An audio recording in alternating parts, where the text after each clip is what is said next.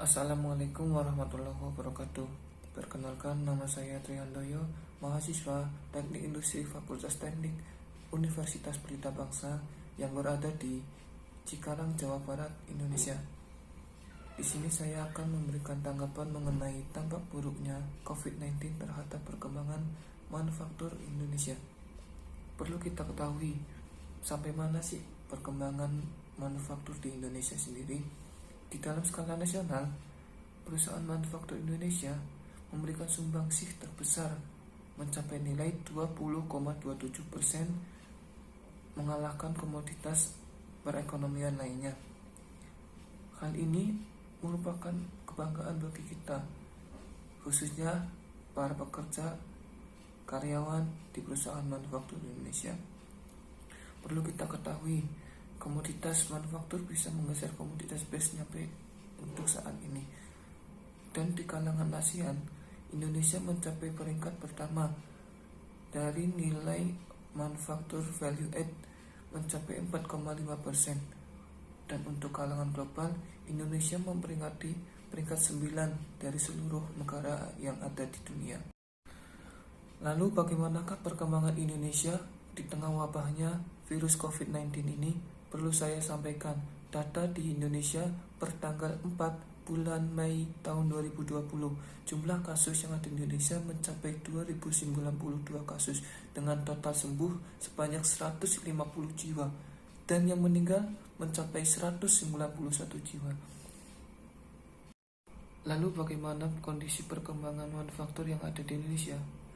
Menteri Perindustrian Agus Gumiwang Kartasasmita mengakui tertekannya manajer pembelian manufaktur Indonesia pada akhir kuartal 1 tahun 2020 itu dipengaruhi oleh banyaknya jumlah orang Indonesia yang terjangkit COVID-19, sehingga penurunan industri manufaktur mengalami penurunan produksi sebesar 50% produksi.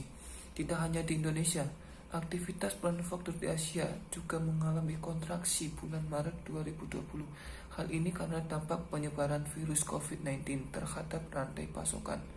Bagaimana berita? Misalnya saja, indeks PMI Jepang mengalami penurunan sebesar 44,8%, sedangkan PMI Korea Selatan mencapai 44,2%. Angka itu merupakan angka terburuk sepanjang krisis keuangan global satu dekade terakhir. Misalnya saja, indeks PMI di Filipina turun menjadi 39,7%, terendah sepanjang sejarah. Indeks PMI Vietnam merosot ke 41,9%. Sementara itu, PMI Indonesia sendiri mencapai 45,3 pada bulan Maret 2020. Kemudian, apa sih dampak yang kita terima semisal kita bekerja di perusahaan manufaktur?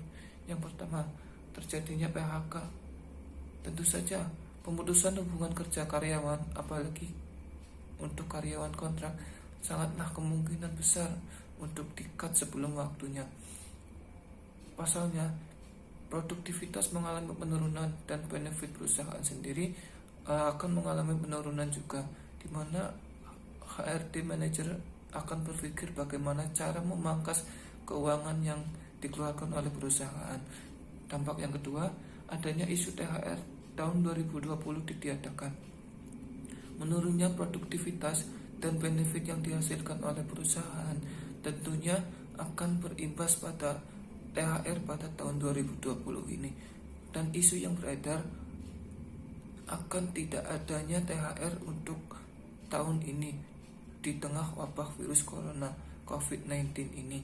Terus dampak yang ketiga, akan munculnya kembali sistem Omnibus Law yang pada bulan kemarin perserikatan yang ada di Indonesia, khususnya Perserikatan Buruh, mengajukan banding untuk tidak dilaksanakannya sistem Omnibus Law itu sendiri. Untuk yang keempat, dampak yang akan terjadi adalah bukan tidak mungkin perusahaan manufaktur yang ada di Indonesia akan tutup di tengah merosotnya produktivitas dan pendapatan yang dihasilkan oleh perusahaan.